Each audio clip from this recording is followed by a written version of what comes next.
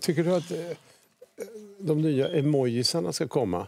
Och då är det så viktigt att alla färger och alla kön ska vara representerade. Ja, jag blir glad av det. Blir det? Jag blir jätteglad av det. Jag tycker det är bra. Jag vill ha roliga symboler. Du vill bara ha så att du kan göra elefanter som fjärtar i kombination. Det tycker du är roligt. Det tycker du också är kul faktiskt. Ja, alltså jag har börjat med gorillor som fjärtar, du vet. Det är en gorilla och sen är det ett moln efteråt. Ja, den är rolig.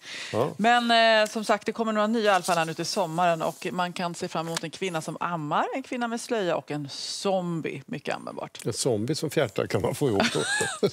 Det är ganska bra.